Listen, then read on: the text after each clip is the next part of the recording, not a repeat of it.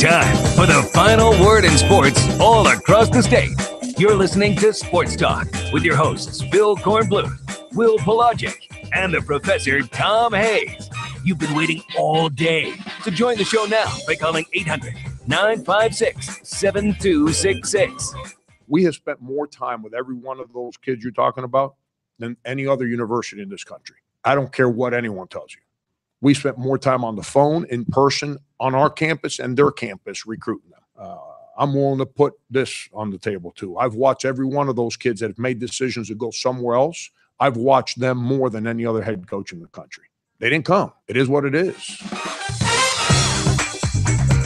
And good evening, everybody. Welcome back into Sports Talk South Carolina Radio Network on a Friday afternoon, evening, heading into a beautiful weekend here in South Carolina. Happy Father's Day to everybody out there, all you dads. You know, I know moms get all the love on Mother's Day, but fathers are pretty important too, I would say, because you wouldn't be here without a dad, now would you? unless maybe there's some sort of chemical mix they can use to create you without a dad. Phil Kornblut, the professor, Tom Hayes, Will Pelagic is off for the weekend, getting a much-deserved break from Sports Talk. 800-956-7266 is our phone number. Our email, talkback@sportstalksc.com, and on Twitter @SportsTalkSC. Hope everybody's had a great day. Thank you for joining us here on Sports Talk, your best 2 hours of the day about to unfold in front of your ears, wherever you are heading home around the state of South Carolina. No doubt if you're driving, you're stuck in traffic somewhere, be patient. You'll get there. That just gives you more time to spend with us here on Sports Talk. Got another great show lined up for you tonight, the latest from the U.S. Open, where DJ continues to lead the way and looking very good, looking very confident, looking very poised at this particular point in time. DJ is playing his tune. Yes. I mean, he really looks in charge out there. He does not look at all, unlike most of the other golfers in the field, he does not look at all like he is having any problems dealing with the wind and the layout and the really fast greens. His short game has really come on and has looked very good in the tournament so far. We'll update the leaderboard for you in just a moment. I will tell you, Tiger will not be playing this weekend. Now, people are ready to bury Tiger. You know, the talking heads now on the golf channels and all that, they're questioning, will Tiger ever win a PGA major again? Much less a major. How about just a tournament again? But in particular, will he ever win a major again? You know, I think this. You got to give the guy some time. It's golf. Maybe outside of hitting a major league baseball pitch, might be the hardest thing in the world to do is hit a golf ball right in these sort of conditions of a major. And the guy just came back from, you know, surgery, being away from the game. You just don't pick golf right back up and play at the major caliber championship level. I think we all want to see it. Those who aren't still mad at Tiger for everything that he went through many years ago, we want to see him get back into championship form to be competing for a major. But, you know, he's just got to – my theory is he's got to make it through this year unencumbered by injury, stay healthy, continue to work on his game. He's still – you know, he's 44. Jack won a major at 48. He's still got years ahead of him where he can add to the 14 he's got already. With the back he's got? Well, I'm saying he's got to stay, of course, healthy. Yeah. And he's got to get through this year and show that he can play a full, what would be for him, a full PGA schedule and not suffer the consequences of the back and the knee and everything else. Well, the two things is I harken back to when he was playing on that bad knee or whatever it was years ago. He probably should have retired from that match. I think he permanently messed up some joints when he did that. The other thing is, let's go back to the old wives' tale that the candle that burns twice as bright burns half as long. From a mental standpoint, when Tiger was going well, he was an assassin. I don't see the assassin anymore. I think his whole mindset has changed, and for whatever reason, I'm not so certain he can get back to that level from a mental standpoint. Yeah.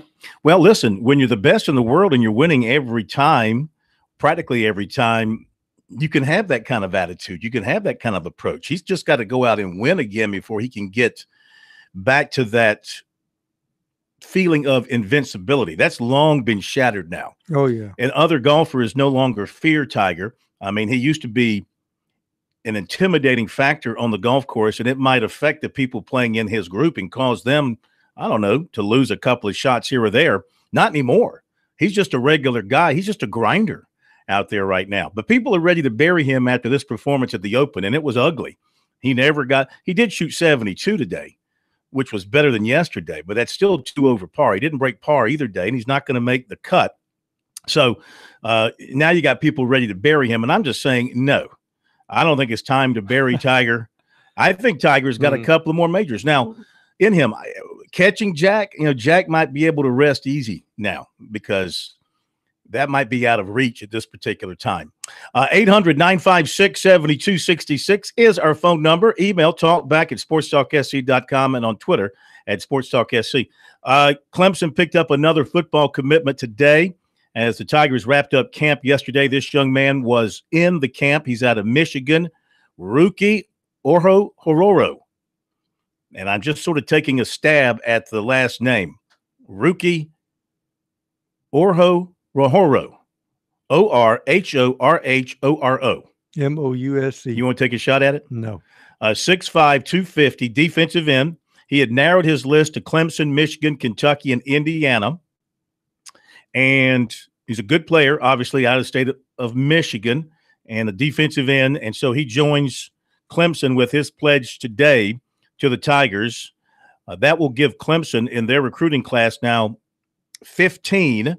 And he is the first defensive end, true defensive end, to join the class. They have one defensive lineman in Taquan Johnson.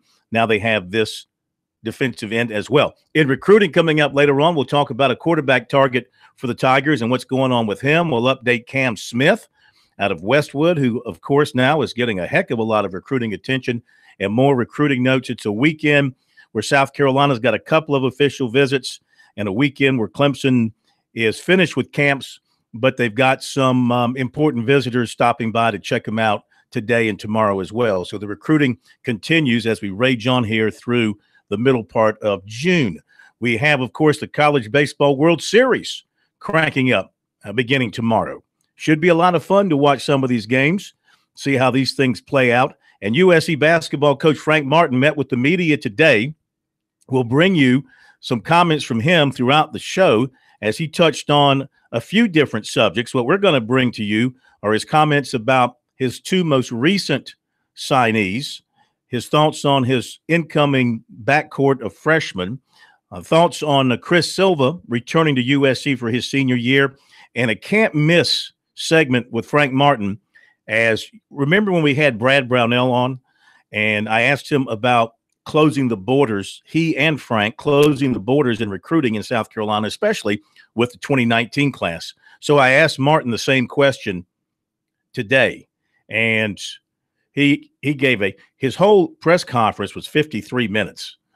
He gave a very long answer to that question, and I've cut it down so that it fits the parameters of the show.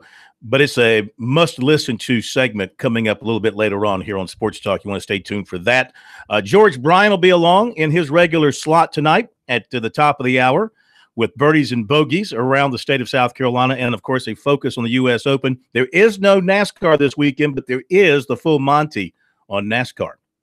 Monty says he'll join us, even though there's no racing this weekend as NASCAR takes the Father's Day off. So that's what we have for you, a full agenda here on Sports Talk, 800-956-7266. Your thoughts on anything that's on your mind as we work our way through the summer here.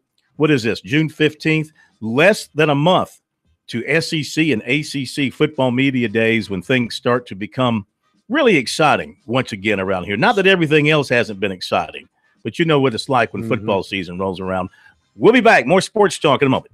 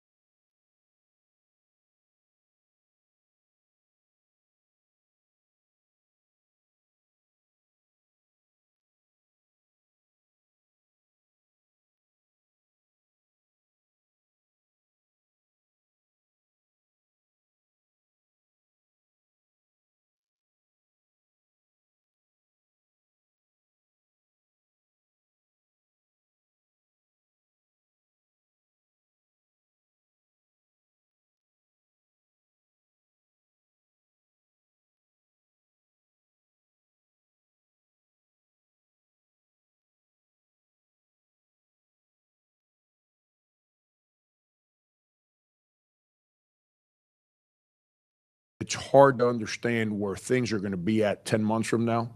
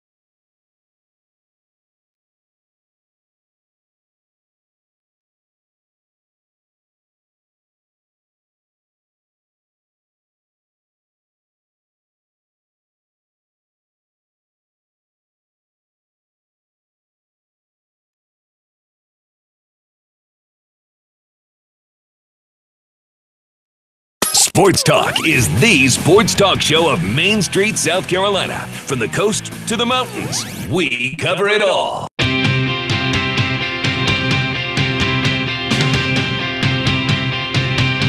Sports Talk on a Friday night. Phil Kornblut, the Professor Tom Hayes with you from our studios in downtown Columbia, along with, of course, the award-winning, fabulous producer of not just this show, but other shows in the capital city, also co-host of the award-winning morning show on our Columbia affiliate. You guys have won awards, haven't you? Oh, well, it just sounds good to say that. We haven't either. It just sounds good to say that we have. Nobody can check it to see if we have or have not because they don't know what we might have won. So I just say that just so we sound like, you know, ESPN. Win an award? I thought the award was sitting up there on the what's that? Mantle. The one that John Mark getting an award for bowling doesn't count for quality of a sports talk show. I'm talking about John Mark made. Don't know a guy named John Mark. Well, you don't? Been erased from the memory banks. 800-956-7266 is the number. Let me update the leaderboard at the U.S. Open as we are headed down the stretch in round two. Dustin Johnson is your leader at 4 under after a 67 today. Has 3 under on his round, 4 under for the tournament. Ian Poulter, who is still on the course, he can catch him and pass him. He is still on the course at -3. He played the backside first, so he is playing number 8 and number 9 as 17 and 18. He is a 2 under on the day and 3 under for the event. Those are the only 2 under par at this point. Scott Piercy is on the course. Take that back. He is in at +1, even for the tournament.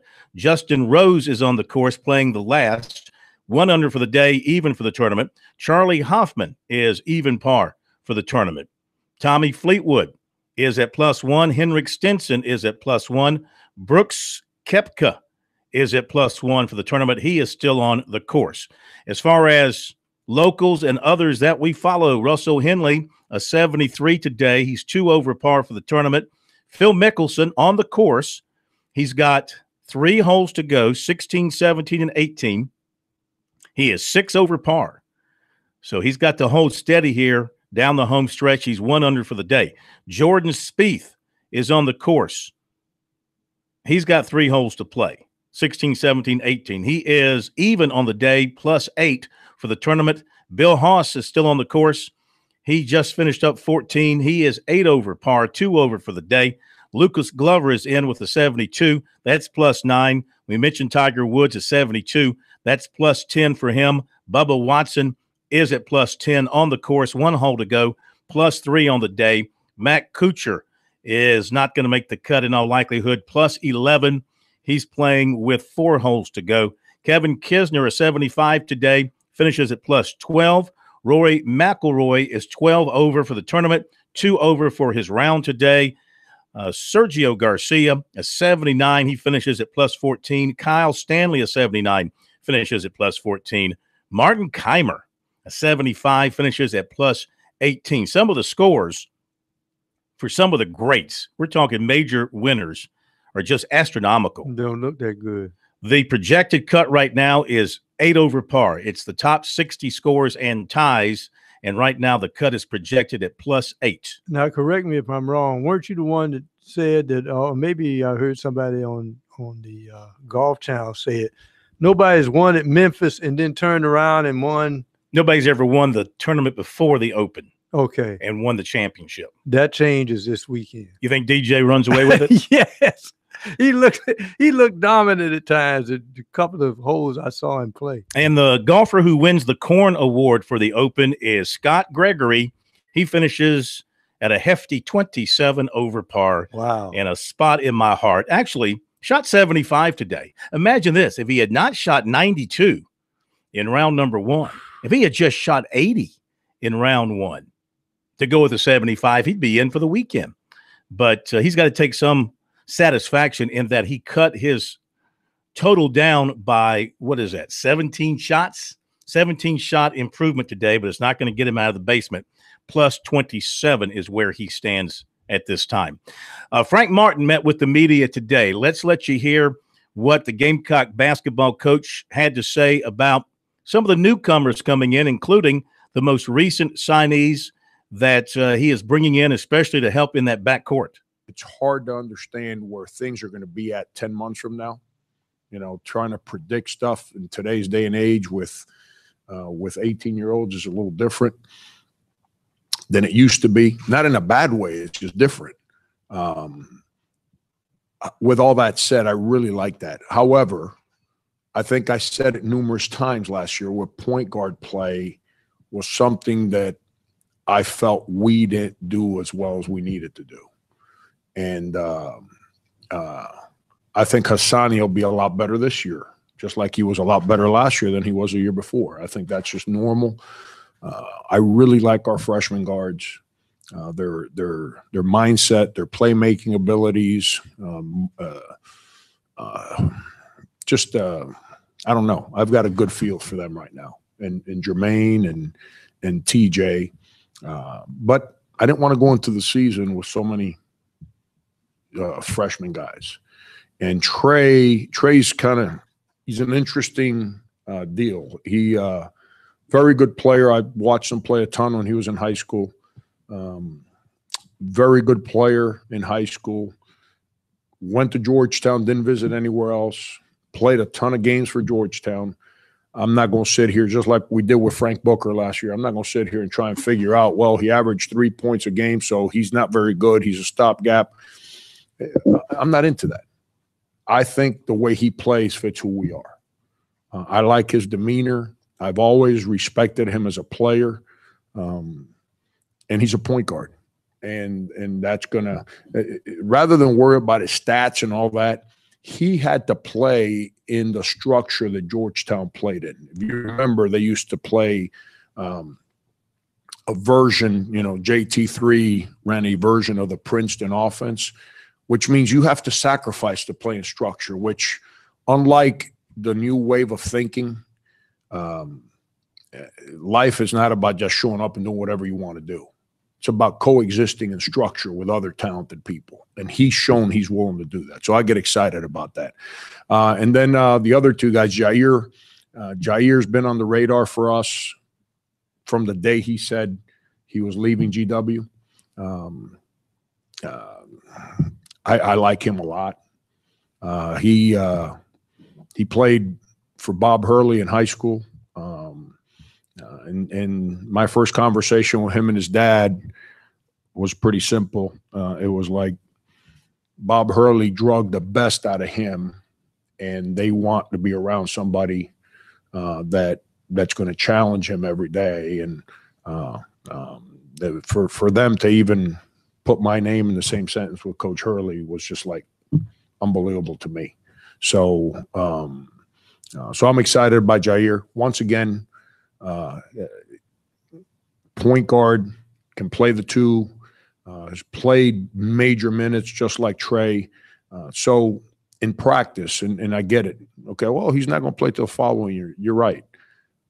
I hope you guys heard all I spoke about when we got Brian back out here in January and Ruff Felder back, and then those guys came back around and Dwayne Notice. I spoke a lot about practice. I get it, man. Everyone talks about games because that's what everyone's privy to. The matchups in practice are where guys get better. So now we take TJ or Jermaine. They're dealing with a guy who's played 65 college games and not just been on the bench kind of, clapping, like on the court.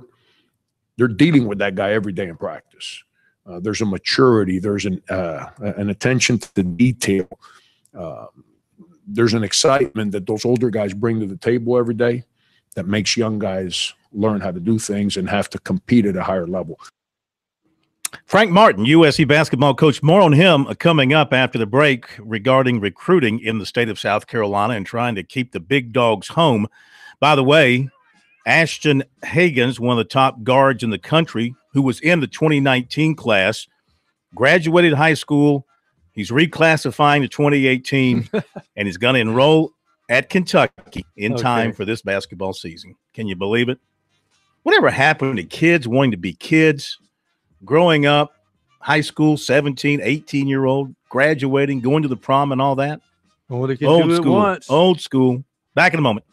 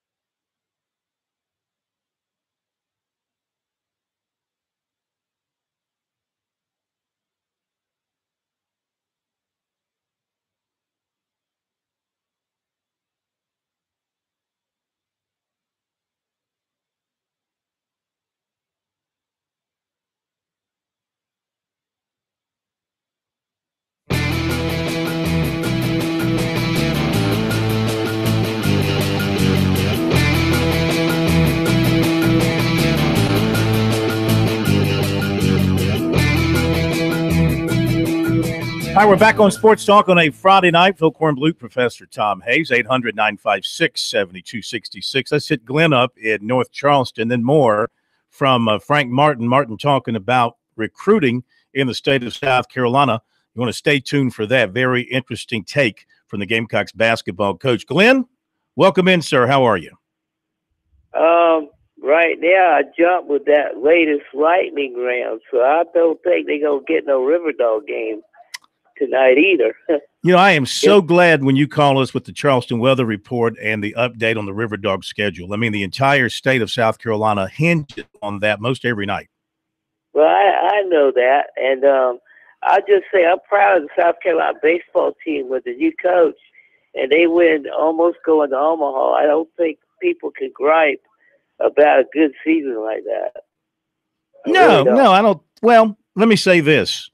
Anytime South Carolina or Clemson, either one, fails to get to Omaha, fails to win the championship, it's a disappointment to the fan base because that's where those programs are. That's just what you have to live with as the coach and the players in those programs. You are expected. I think we can say this safely. You are expected to get to Omaha if you play baseball at South Carolina and Clemson. When you don't, it's a disappointing season. Now, you know, Kingston and the Gamecock coaching staff turned around what looked like a disaster of a season and made it kind of special, made it really special. But still coming up short is no consolation if you're a USC baseball fan because you're not used to that. Still, the program continues to excel.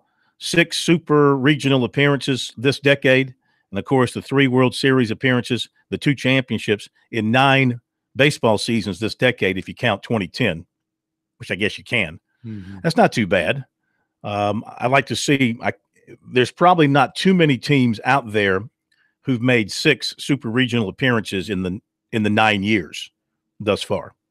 I'd have to investigate that. I would agree with you, but I think the fan base should be satisfied when they saw the progress of a new coaching staff. Because if they say they didn't have any injuries or whatever, we wouldn't know what this coaching staff was about. We've seen them medal now. They've gone through just about everything they can go through. Injuries here, pitchers hot and cold, stumbles in the midweek. And they all persevered through all of that. So they found out they got a pretty good coach. Yeah, I think the one thing you take away from it from a Kingston standpoint is just, again, how even keel he is. Not too high, not too low, just trying to keep things in perspective and, you know, celebrating the wins properly, but understanding the losses and dealing with the injuries. And I think that trickled down through his dugout as the season progressed. And his players always had that never give up attitude and showed that by pulling some games out of the fire late when otherwise they might have let it get away. All right. Thank you for your phone call. 800-956-7266. More from USC basketball coach Frank Martin and recruiting from us coming up after the next break, including more on the Clemson football commitment today from the defensive end from Michigan. But Frank Martin met with the media, something he does annually about this time of the year. It's not officially summer, but it's kind of like his summertime press conference. It gives him a chance to answer any questions about new signees, plans for the future, updates on individual players, and all that kind of stuff. And I asked him towards the latter part of the press conference about recruiting in state. And first thing I asked him was, will he use the remaining scholarship for 2018? And he said yes. And he said he's hoping for some good news soon, probably alluding to A.J. Lawson up in Canada would be my guess. And then the other part of the question was about the 2019 class, which is great in South Carolina. And between Martin and Brad Brownell, the 2 flagship basketball programs doing what they can to keep that talent at home. I've said this from the day I got here. Recruiting this state is very important to me. This state is very underrated in basketball at the grassroots level. We have some very good coaches in this state at the grassroots level. It's not that there's not good players in this state. It's that they get overshadowed because of the attention to football and baseball. Simple as that. And anyone that tries to argue with that just doesn't want to think clearly. That's the truth. Now, this is where I can get myself in trouble, and I'm going to try very hard not to. Obviously, in the class of 19 locally, I'm very happy with some decisions that have already been made. You cover recruiting. I think you know what I'm talking about, okay? I'm very excited about where we're at recruiting the in-state kids. Now, to your question about the ones that have chosen to leave, that's where I got to be careful here. I've been here for 6 years, Phil. My staff and I have worked very, very hard at recruiting the way it matters, which is building relationships, not trying to say what I can do for you or you can do for me. That's phony recruiting. Real relationships. I think the people in this state, I can't speak for Brad at Clemson. That's not because it's Clemson. Their name of their university can be Timbuktu. I still can't speak for him. I respect Brad. I think Brad does things the right way, and I think he's a heck of a basketball coach. I can't speak for him. I know I can speak for myself. I know how hard we've worked to build relationships. Do me a favor. Research the 6 years that I've been here. Anyone in this room. And I'm willing to put the experience that P.J. Dozier, Justin Mackey, Sindarius Thornwell have had as players that came here, their experience, their playing time, and their success rate, and how much better they got against anyone else. But I can tell you this, the in-state kids that have chosen to come to school here, those guys have had, 2 of them have college degrees. One's employed by me. The other one is a pro. The third one started every game with the exception of 2 that he played here for 2 years in PJ. Got a lot better as a player, and he's a pro. And they went to a Final Four, and we had a Player of the Year. I don't know. That's decision. Everyone's got to make a decision what's best for them. I've built real relationships with people in this state because that's how I live my life. I'm a relationship guy. I'm genuine. What you see is what you get. I do that in recruiting. I'm not a used car salesman. If what we do is not, like there's a guy in the class of 19 that thinks that what we do is real good for him. And I think he is real good. Home run. Is that, you with me on that? If the other guys don't think what we do is real good for them, then I got to go get Alonzo Frank. I got to go get TJ Moss. I got to go get Jermaine Cousinard. I got to go get guys from other places that they get excited. I can tell you this, Alonzo Frank came here and he's being recruited by another big-time school. And he came here and he said, wow. In my wildest dreams did I ever think basketball so big at South Carolina, from our offices, our practice, the way we do things, what we showed them about what we're about. Same thing with TJ Moss, same thing with Jermaine Cousinard. And those guys are being recruited by some high-profile universities. They got excited about what we do. They want to be here. I've said this before. I'm into real recruiting, not phony recruiting. I think offering kids in 9th and 10th grade, I don't care what kids put on social media. Hey, blessed. My son did that. I do what you got to do. Truth be told, I know a lot of guys that have my job. They don't offer. The assistants offer. I don't let my assistants offer. Now, if those blessed sophomores get in front of the head coach, they'll be surprised. Very few of them really have an offer. So I think it's irresponsible recruiting, not on the kids, by people at my jobs, to offer 9th and 10th graders, because when they're 9th and 10th graders, you have not had a chance to build a relationship. All right, Frank Martin, there's one more little piece from that segment we're going to play when we come back from the break. I kind of mistimed it with my comments earlier in this segment, so I left it short. There's one more good little juicy piece from that we'll play coming up, and then we'll get to the recruiting report as well here on Sports Talk Friday night edition. We'll be right back.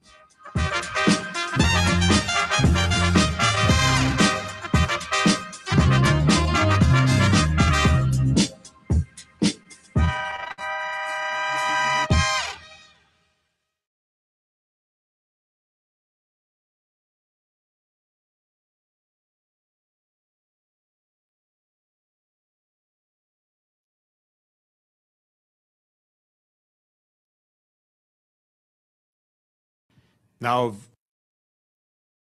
if those blessed sophomores get in front of the head coach, they'd be surprised. Very few of them really have an offer.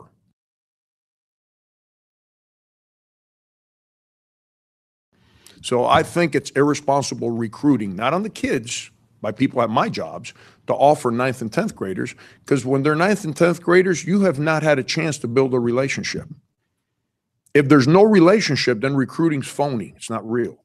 If recruiting's phony, then when they show up on your campus, your relationship's phony. So that's why they transfer.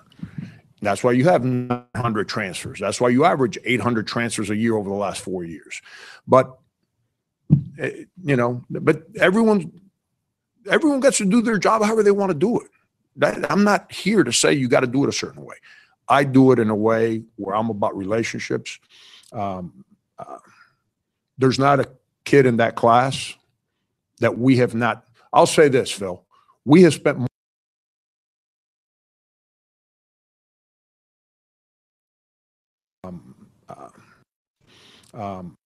kid in that class. There's not a kid in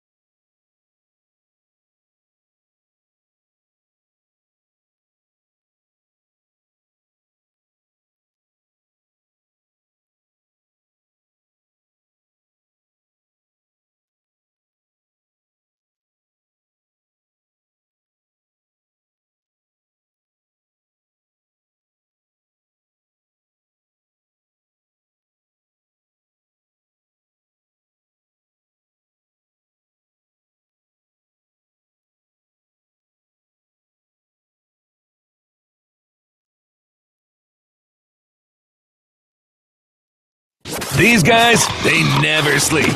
Check them out on the web at SportsTalkSC.com. Now, more of Sports Talk on the South Carolina Radio Network. And, of course, brought to you by Founders Federal Credit Union. Whether you need a quick getaway or a relaxing stay at a beach resort, a vacation loan from Founders can make it happen. Apply online at foundersfcu.com/vacation. Not a Founders member? Visit RelaxJoinFounders.com to see if you qualify for membership. All right, recruiting coming up in just a moment, but a little bit more, and this is along the same lines as recruiting, a little bit more from Frank Martin. You heard the earlier part where he was talking about recruiting and dealing with the young people, the really young recruits, and also talking about in-state recruiting. And this final piece from this segment is Frank Martin from earlier today talking about working the state of South Carolina from a recruiting standpoint, his view on what he and his staff do.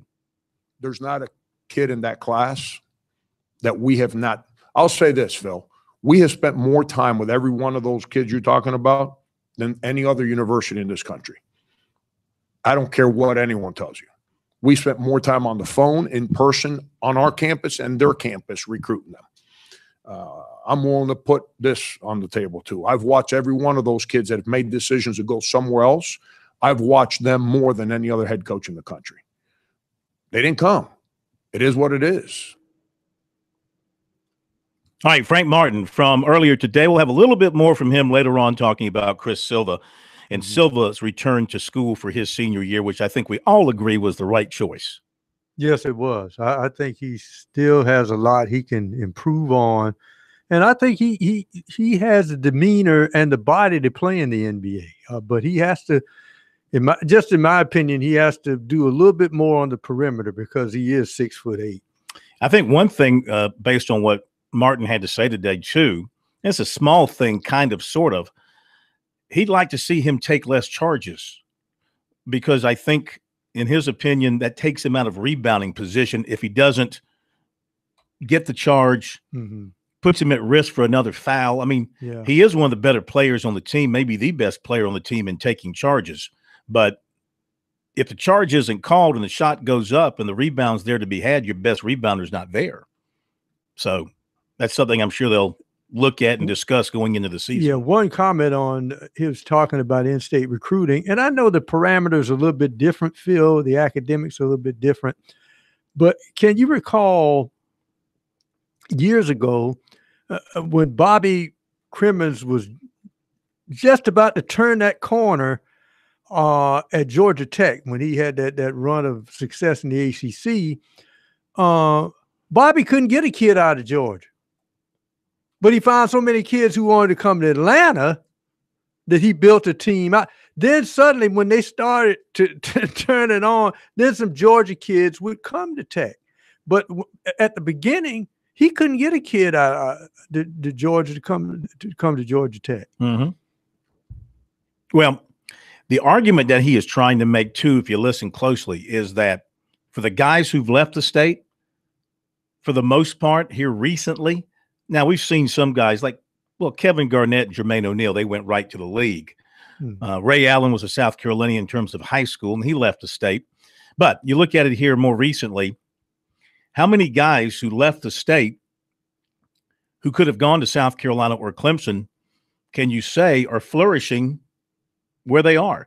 The one that comes to mind was Middleton out at Texas A&M. But remember, that was Darren Horn's time at South Carolina. And I think that was during the changeover in the coaches. So he sort of got lost in the shuffle there, if my memory serves me right. But how many players who've left South Carolina have gone outside the state to big-time programs and have flourished? I think of the guys who've made the trail to North Carolina here recently, and, things haven't gone well for them. Jalik Felton's no longer there. Seventh Woods has hardly played. He's had some injury issues, but he's hardly played. You put Seventh Woods in a South Carolina or Clemson uniform, he's getting 25 minutes a night. Yeah, he probably would. Easily. Yeah. And so you're not counting the kid. He's outside the kid from Edisto.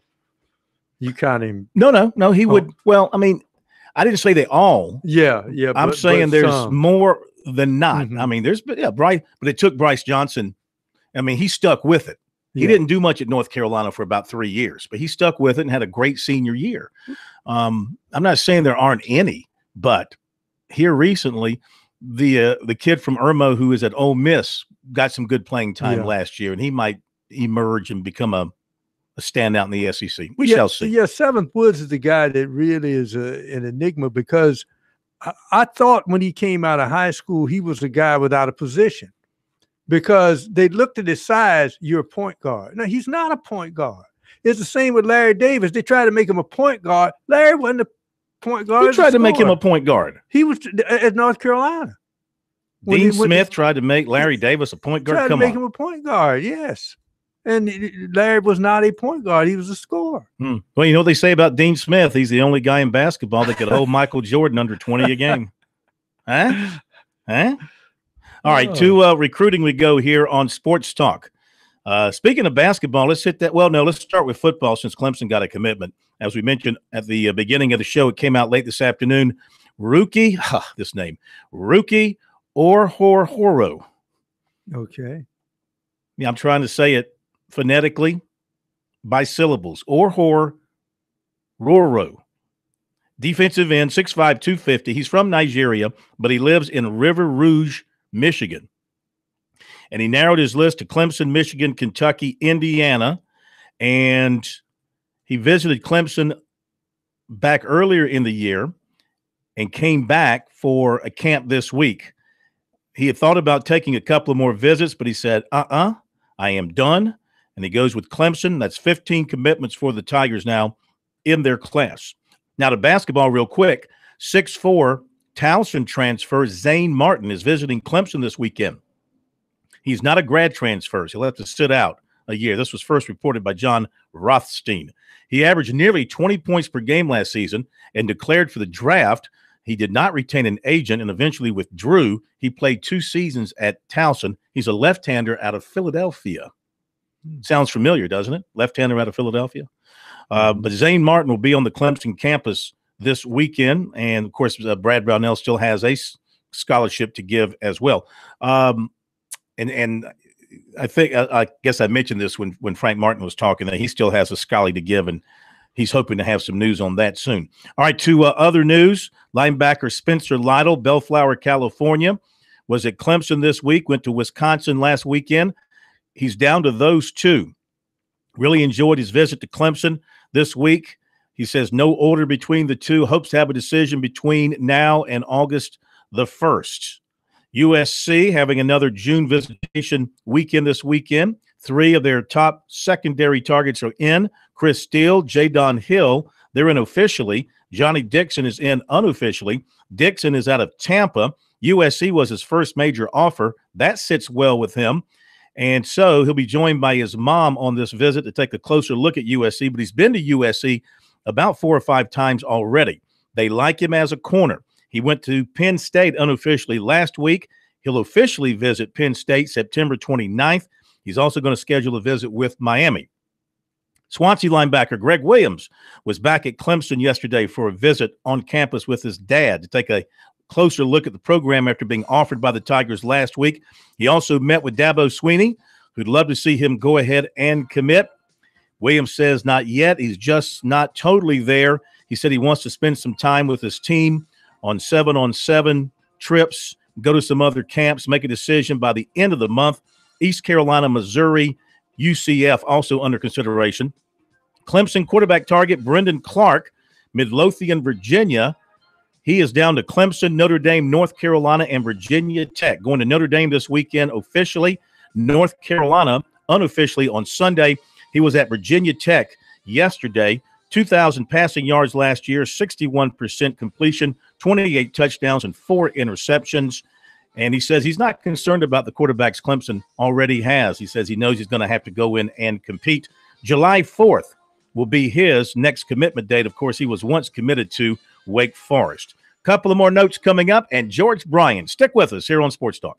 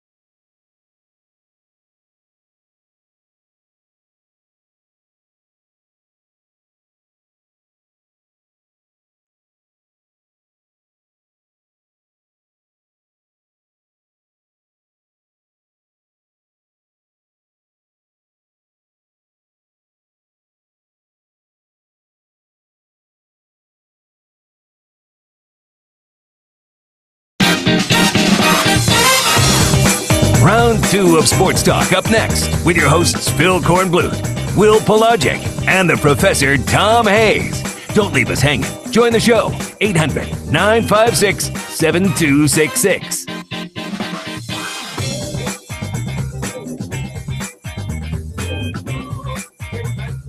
South Carolina Radio Network on a Friday night. Let me wrap up the recruiting, and then GB3 will join us with his take on day 2 of the U.S. Open, which is wrapping up in New York. So I had a few more notes to pass along to you.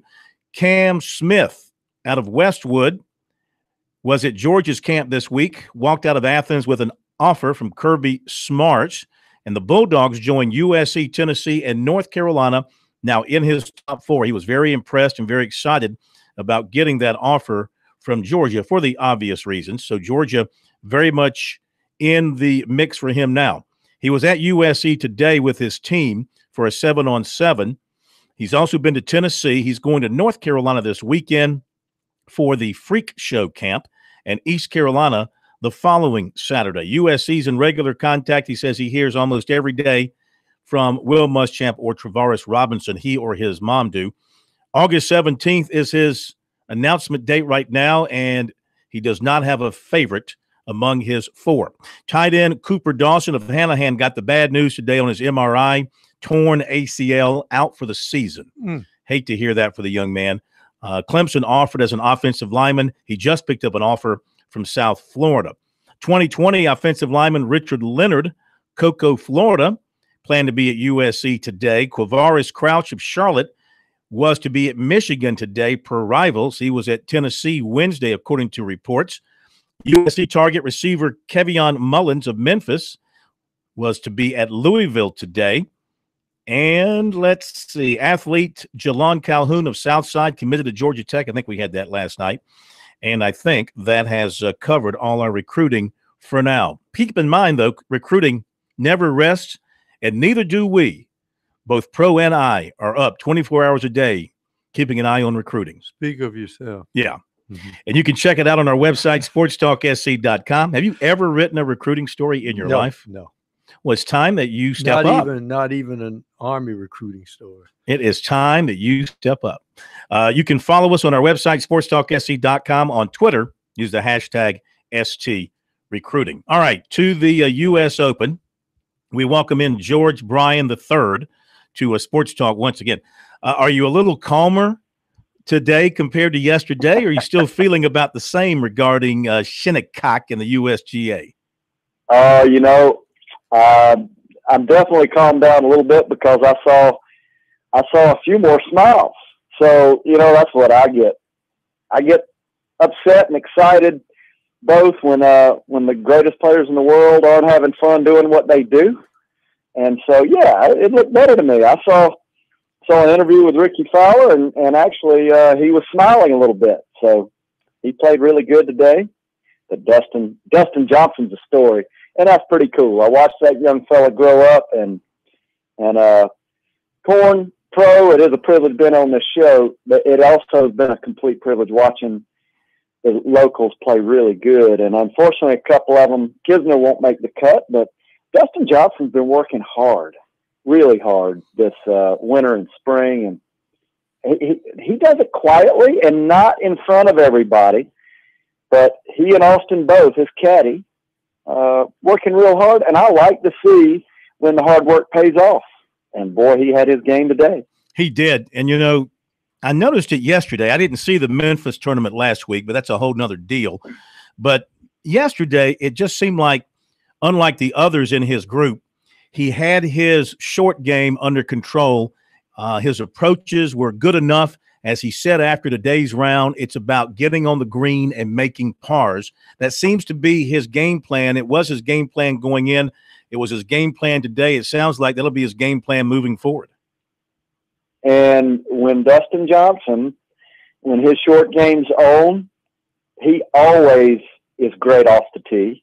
He always hits his ball really solid. If his short game's on, it's been interesting to me to watch and listen to the other players on the tour, the respect they have for him and his game. They know that if his short game's right and his putting's on, that he wins. It's a little bit Tiger-esque in that they are really – Dustin obviously is extremely talented, but most don't know just how good he can be around the greens. He's showing it this week. Should he win this thing, could this catapult him into a Tiger-like period where he just dominates everywhere he plays?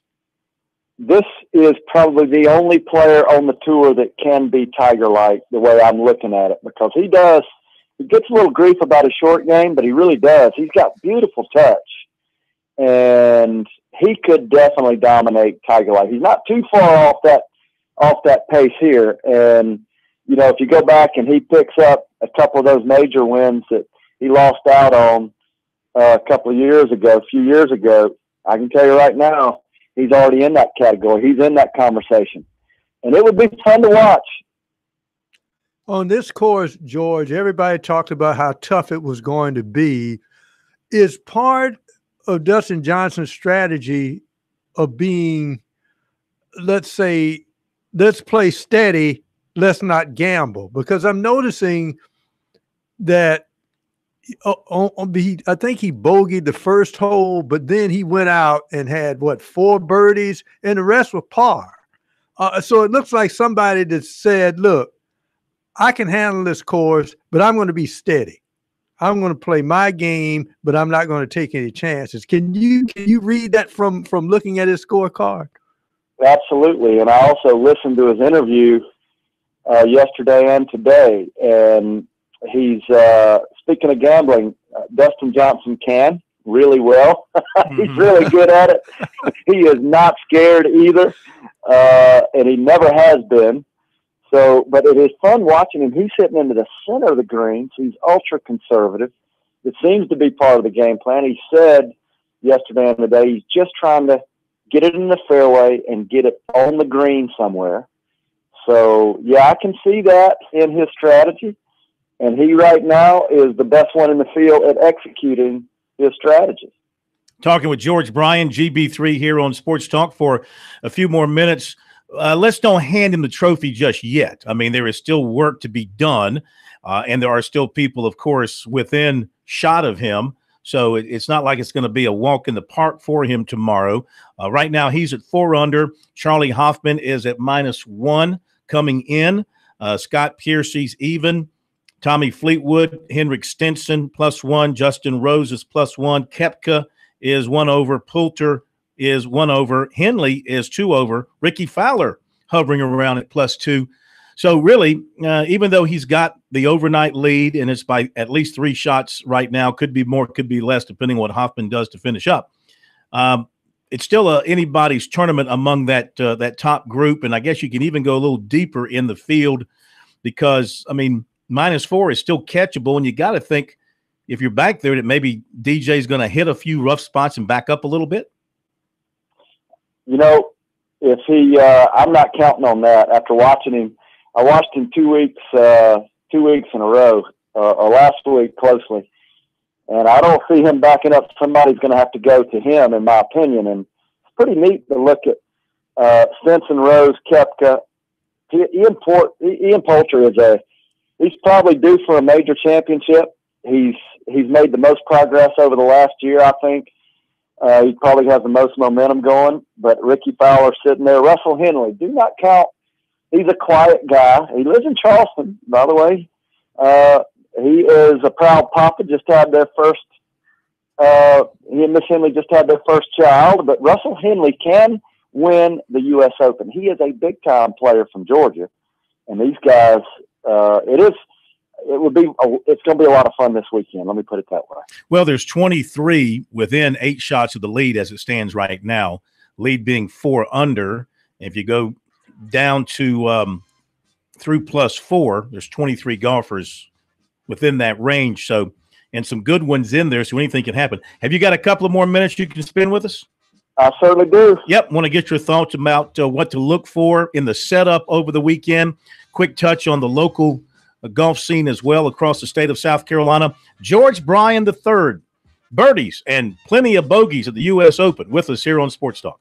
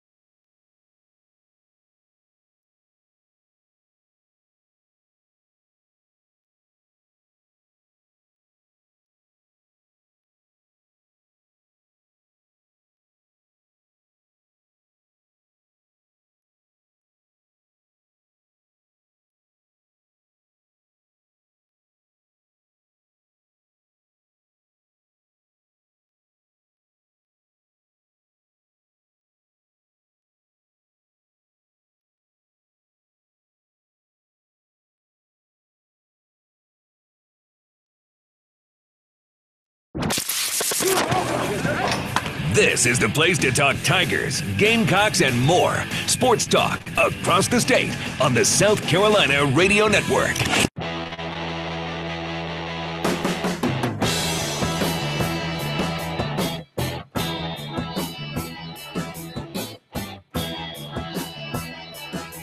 All right, George Bryan III still with us for a few more minutes here on Sports Talk. We also have final comments from Frank Martin coming your way, the full Monty on NASCAR around the corner. And we'll bring you some comments from Dustin Johnson from his round today at the U.S. Open as he will sleep on the lead. Johnson in the clubhouse at 4 under par. Charlie Hoffman bogeyed the last hole to finish at even par. So, George, DJ's the only one under par at the midway point. At this point. And he is going to be tough. And Dustin doesn't need much sleep. And I can tell you, sleeping on a lead is no problem for him at all. And he loves it, just like all these players. The only thing that could be better for him right now is if he had a 5-shot lead. So I tell you what, they better be somebody that steps up because he could run away and hide tomorrow. And let me give you a few of the other scores of note that we follow as the day winds down. Russell Henley at +2. Phil Mickelson's at 6. Haas is at 8. Lucas Glover at 9. Tiger Woods at 10. McIlroy at 10. Bubba's at 11. Kisner at 12. Jason Day at 12. Garcia 14. Kyle Stanley 14. Keimer 18 over par for a major champion, 83.75. I mean, I know it's tough, but George, how are some of the absolute greatest players on the planet going out there and shooting 18 over par for 2 rounds at any golf course? Well, that edge, it's, you can credit the USGA. They were successful in their course setup, and I think that they put it right over the edge of golf. I think it's important that they keep the game called golf. And, they're playing they're playing, in my opinion, a variation of it. And it's sad to say, and it's harder to watch, but I'm entitled to my opinion. It's, they're trying to protect, I understand, but it doesn't look that much fun. I tell you what, let me tell you somebody who did have some fun playing golf. I watched this child grow up, Kelly Murphy. She wins the women's South Carolina State Amateur, about 11 shots over Dawn Woodward and Jacqueline Twitty at Chapin. So I guarantee you they had fun. And then congratulations to Danny Azilian from Hilton Head. He wins the South Carolina Golf Association Junior Championship. So there you have it, Phil and Pro. I look forward to the next visit. Next week I'll be in Connecticut for the Travelers. Y'all tee 'em high but shoot 'em low. Thank you, George. We appreciate it very much. GB3, who never bogeys when he's on Sports Talk. Occasionally, when he's on the golf course, he might have a bogey. George has got the sweetest swing, smooth. He's not a particularly big guy, but he generates club head speed, nice and smooth right down the middle. We appreciate him being with us tonight here on Sports Talk. And I imagine that the USGA is not going to let up this weekend with their setup. And if the weather is, in any way a problem with the wind or anything like that, we're still going to see scores soaring out there, I would think. Except for the guy from Irmo. Well, maybe so. Maybe he's got it mastered. We'll hear from him coming up in a little bit. One final piece from Frank Martin from today as he met with the media in Columbia, actually over at Williams-Brice Stadium, to talk about incoming players, the team overall, a little recruiting, as you heard earlier in the program. Chris Silva was one of the standouts, of course, last year, not just at USC, but in the SEC and in the country. Dipped his toes into the NCAA draft waters there for a little while before deciding to come back to USC for his senior year. Martin was asked today why this is a good move for Silva, what this move, coming back for another year, what this move will do for Silva and what Silva needs to do for USC. That next step, passing, he's got to be better. He's a great rim defender. Takes charges, blocks shots, strong, doesn't get out of the way. He's got to be better. Like, he's a 6'8" guy. Who in the NBA post up anymore? So he's got to learn how to defend out on the perimeter, which he's better at now than he was 2 years ago. That's one of the reasons. I'm not here to toot my horn. I don't do that in recruiting. I'm not going to do it here. One of the things I take a lot of pride in is my guys getting better defensively. So the ones that get an opportunity to play in the NBA, they never get cut because they can't defend. Everyone in the NBA can score. The guys that can't score, the guys that can't defend get cut. It's plain and simple. The ones that score and defend become the great ones, okay? I don't want my guys to ever get cut because they can't defend. So we take a lot of pride in trying to get our guys better. And if you look at the history of the guys I've been fortunate to be around that have played in the NBA, that's what's kept them in the NBA for a long time, is their ability to continue to get better, whether it's Rodney Magruder or it's Steve Blake or Udonis Haslem or Shandarius Thornwell, or where PJ's get ready to go here in the next couple of years. Those guys keep their jobs in the NBA for a long time because they guard their matchup. Whether it's a shooter, whether it's a power forward, whoever, they're going to guard their matchup. And that's the next step for Chris. Chris can really shoot it. He's got to be a better passer. You know, we all think that guys are perimeter players because they can shoot the ball. That doesn't make you a perimeter player. That makes you a guy that can shoot the ball. He's got to learn how to be more of a perimeter guy. So when he's in an NBA game and strategy is switch ball screens, he doesn't hurt your team because he stands out there and can't defend the ball. Does that make sense? So all that stuff. It's got to be – here's what's crazy. We think he's a good rebounder. He's got to be a better defensive rebounder. He doesn't rebound on the defensive end as well as he needs to.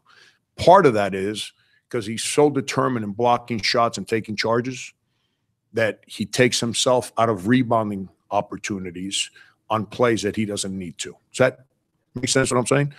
You know what that is? Basketball knowledge. Been playing 5 years. He just needs to keep playing so he can make better decisions. Frank Martin on Chris Silver. You agree with his take there at the end?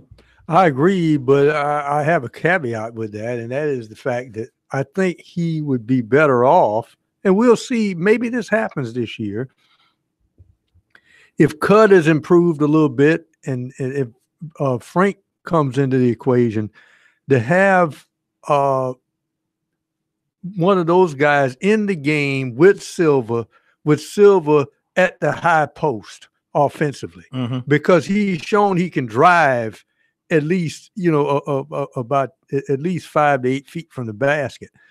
That would make him a better passer and more perimeter oriented if he has the other big guy. And on the other end, defensively, they can be the guys that take up space and give him the room to be there to rebound on the defensive backboard. So it'll be interesting to see how they work this team next year, whether they have two postmen in the game at the same time. All right, coming up after the bottom of the hour break, it'll be the full Monty on NASCAR here on Sports Talk. It's an off weekend for NASCAR, but we can catch up with Monty nonetheless on last week's rain-shortened events at Michigan and what is ahead. The next event will be on the road course at Sonoma out in California, so we'll get his thoughts on where things stand right now in NASCAR. Monty always has something interesting to share with us on the NASCAR scene. We'll hear from Dustin Johnson later on in the next half hour as well, and we will reset for you the top of the leaderboard for the U.S. Open going into the weekend. It's going to be a dastardly weekend on that golf course because I think the USGA is going to make it as tough as they can with the pin placements and how they whatever they do to the greens overnight to get them in the position that they want them to be in. They're going to make it as tough as possible on these guys. I imagine the dudes at the USGA are just sitting back in their offices there at Shinnecock with maybe a little bit of a smile on their face saying, okay, this is how the U.S. Open is supposed to be played. George talks about fun and all that, which is true, but these guys don't want these guys to have fun. They want them to earn every single stroke out there. I'd love to see Johnson dominate the next 2 days, and then we'll hear something we won't have heard about Tiger. What do we have to do? We're going to have to Johnson-proof the course. All right, we'll be back in a moment. The full Monty on NASCAR coming your way.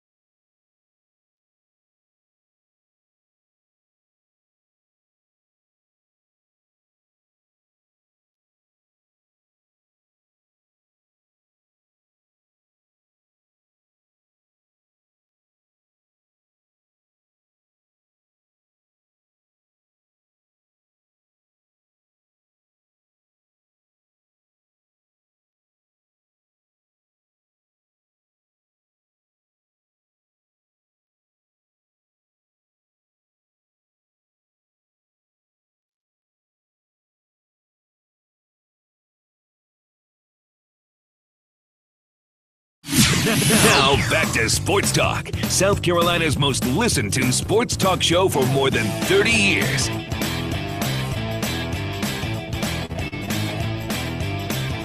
So what are NASCAR fans to do this weekend without a big race? Well, I guess there is a race in Iowa, but as far as the big stuff, it's all idle this weekend, and they'll have to wait till Sonoma. In fact, they're going to have to wait a couple of weeks before we get back to oval racing because we got road racing next week. We welcome in for the full Monty on NASCAR tonight, the one, the only, Monty Dutton here on Sports Talk. Good evening, Monty. How are you?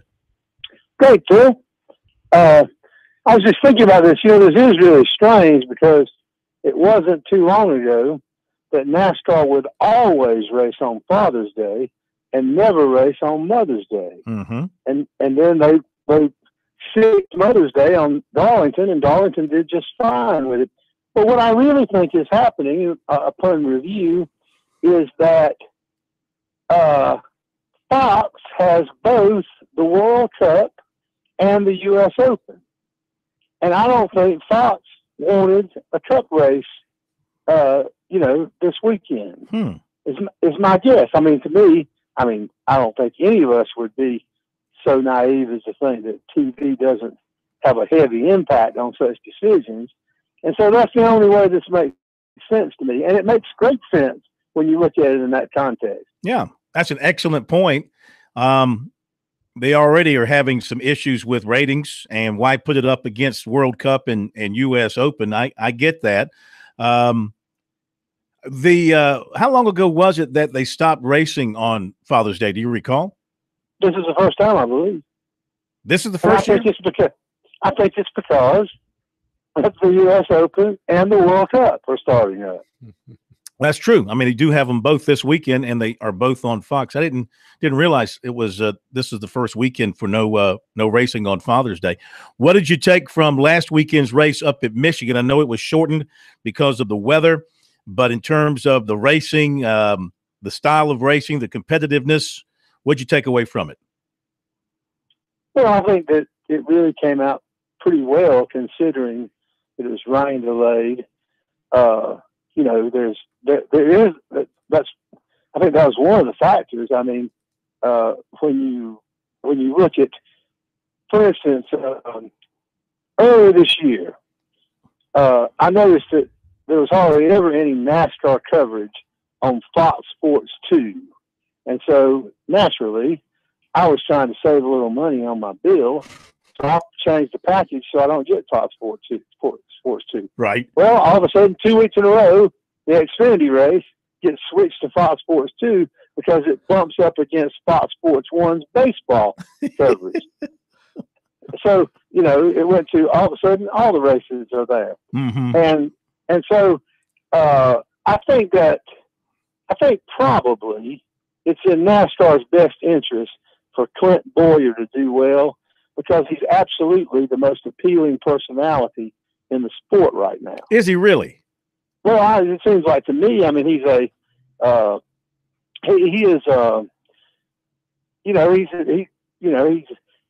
most of the races he's won this year have come before an off week, and of course he kids around and talks about how great that is because he and the team's going to drink beer until Wednesday or Thursday, and it sort of perpetuates that myth whether it's true or not.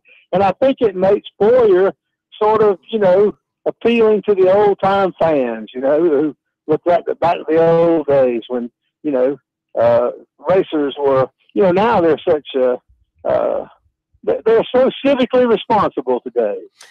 Jimmy Johnson goes out and rides his bike for 100 miles, which by the way makes him in great shape. He's very comfortable when he drives a stock car, but I don't really think riding a bicycle makes you better. It just makes you not as tired. So I think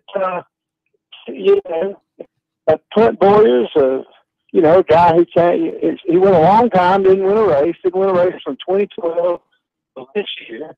He's the guy who succeeded Tony Stewart, who's another old time, I think him doing well. is good for the sport, because I think the old timers are like him because they find him appealing.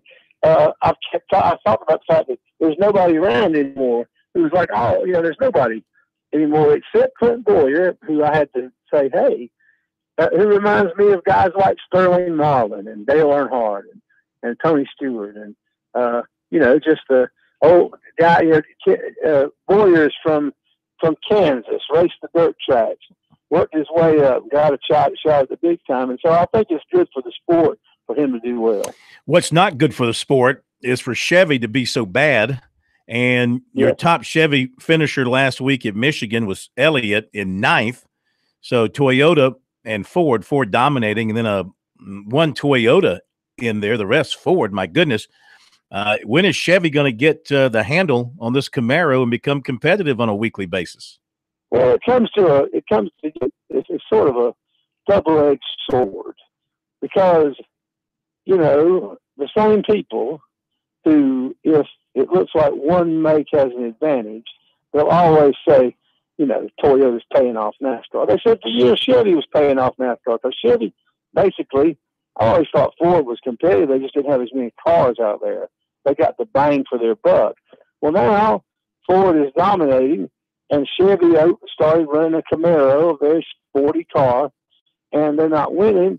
So you can't have that both ways. You can't say NASCAR is rigging it for one make and then say, gosh, I wish NASCAR would rig it for Chevrolet. Either you want it fair and square or not. Chevy's behind. They've got to catch up, and that's the way the world is. Now, they say that NASCAR is off this week, but are they really off? And what are you doing this weekend if you're a race team, especially if you're Chevy? Well, I think you're probably working double time, because I'm very happy. But there's more than just maybe the factor of the car. Chevy has Jimmy Johnson in decline. It has Jeff Gordon gone. It has Dale Earnhardt gone. Chevy has all of a sudden a bunch of bright young drivers who aren't quite there yet. And so that's part of it too. Talking with Monty Dutton here on Sports Talk, the full Monty on NASCAR. So as we take this break, and I don't have the schedule in front of me, but I think this is like the last break of the season before we get into the playoffs. Am I correct about that? Well, I think you are, but I wouldn't. But I'm sure that the one thing would guarantee it wouldn't be true is if I boldly proclaimed that. I think that's right. Yeah, I think that's where we are here. So we get the break, and then we come back racing hard. And it looks like it's going to be Kyle Busch, Kevin Harvick, for the most part, the two guys to catch in terms of the regular season championship, if you want to call that. They show no signs of letting up here, and they've got some tracks coming up where they're very good. I mean, going out to the West Coast on the road course at Sonoma, I think both of these guys have had some success on that. Well, the pattern of the season is dead opposite, because Boyer finally became the fourth driver with multiple victories, but there are only two others. 1 year ago this time, people were saying somebody needs to dominate, because it looked like 14 winners or 16 spots when they went into the playoffs. Well, this year, at the end of the regular season, it looks like there's going to be a torrid race for points, because there's going to be so few winners. Mm-hmm. It's completely different from this time last year. At this time last year, Truex, who ended up winning the championship and having 8 wins, he'd only won twice at this point last year, and he took off for the rest of the year. Well, maybe things will balance out, but it still is the opposite pattern of a year ago. And so I think that you're looking right now at a real down the stretch for points to get in the playoffs. And then the other thing is that the two drivers, Busch and Harvick, because of the system with all the bonus points now, that those playoffs aren't as wide open as they once were, because the bonus points that they accrue probably mean that it's almost a cinch that two of the guys at the last race are going to be Busch and Harvick. Monty, We appreciate it, my man. We got to hit a hard break. Have a great weekend. We'll be right back.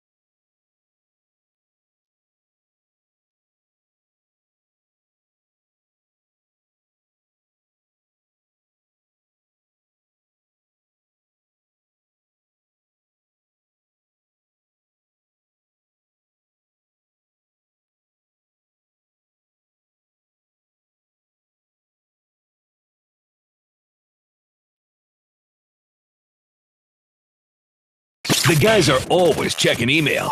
Send your comments or questions to talkback@sportstalksc.com. Now, more of Sports Talk from Columbia Street.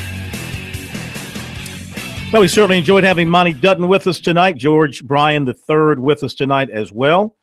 The segments with Frank Martin, if you missed any of the Frank Martin comments, they're up on our website, sportstalksc.com. You can go back and listen to that at your leisure. So the U.S. Open this afternoon up at Shinnecock up in New York, and it looks like everybody is in now. So to recap the top of the leaderboard, Dustin Johnson, a 67, leaves him at 4 under, 4 clear of Scott Piercy, who had a 71 today, and Charlie Hoffman, who had a 69 today. I mean, scores were generally better today. I think we had more guys in the 60s today, obviously.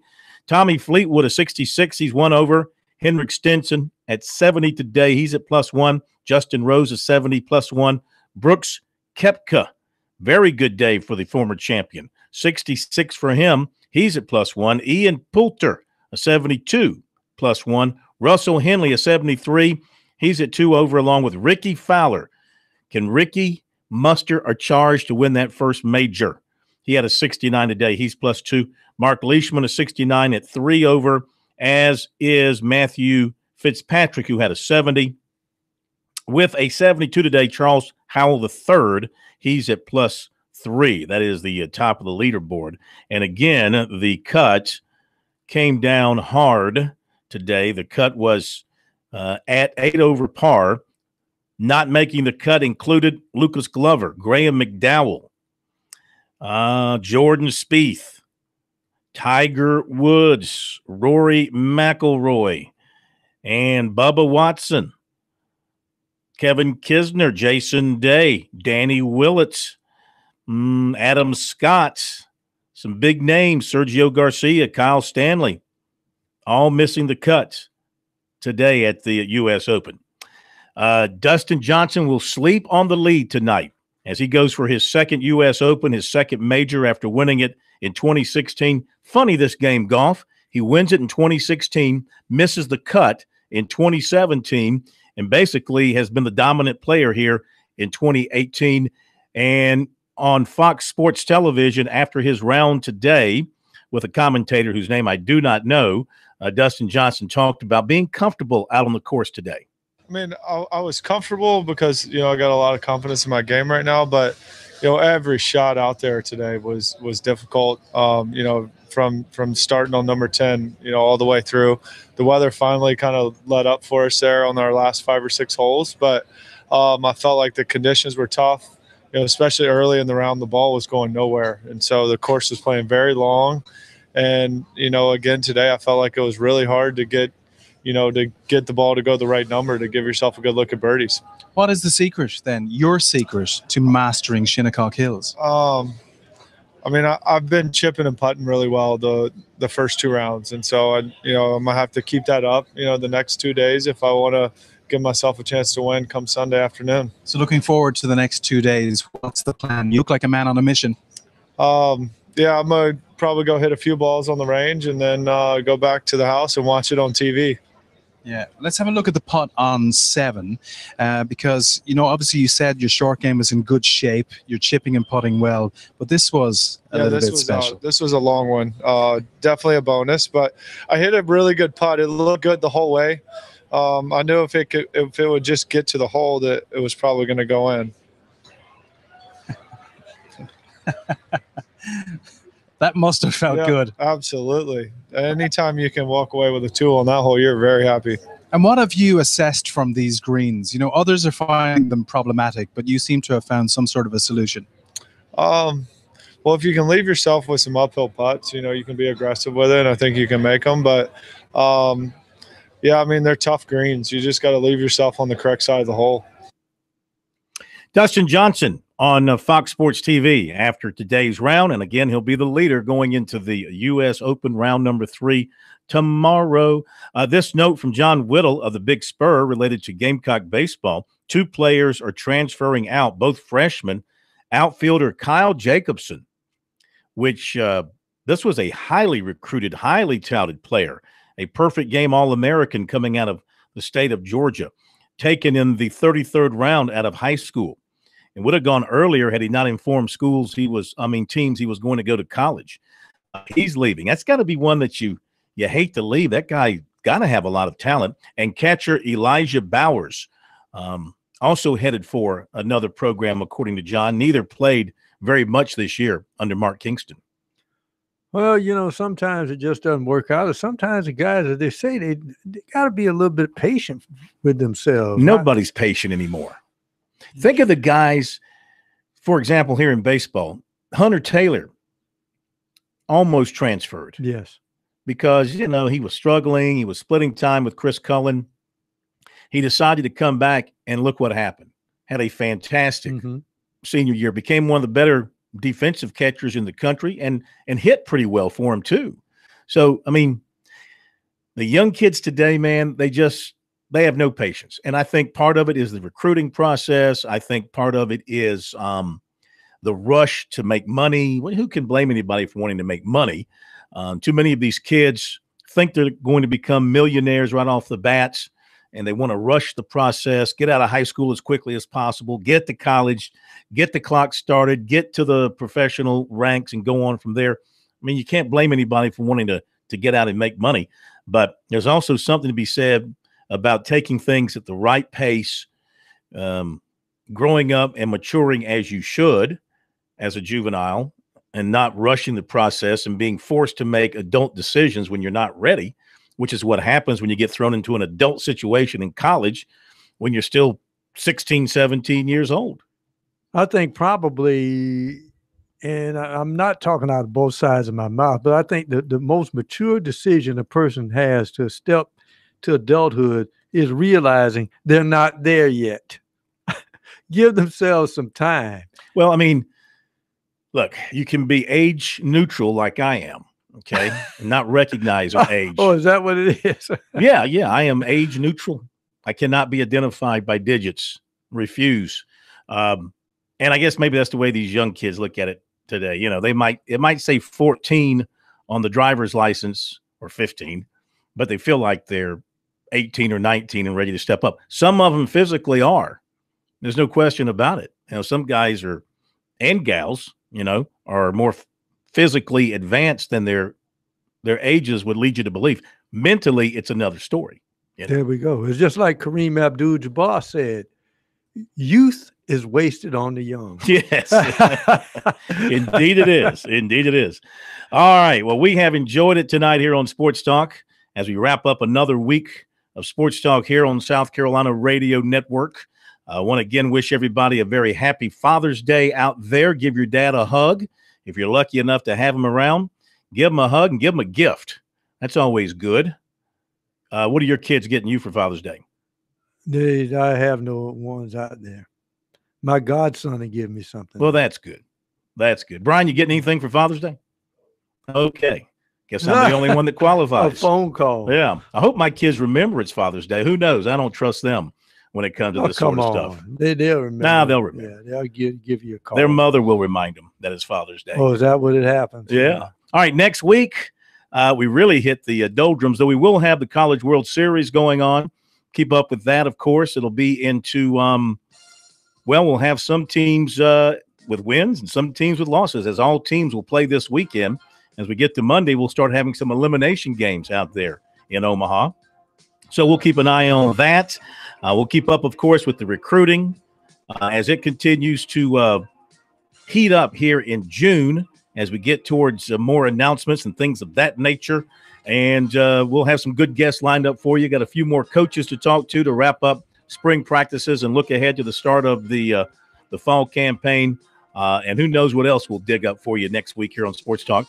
Will be back with us as well on Monday night. We'll all be back together here at our studios in downtown Columbia. Brian, thank you very much. Have a great weekend.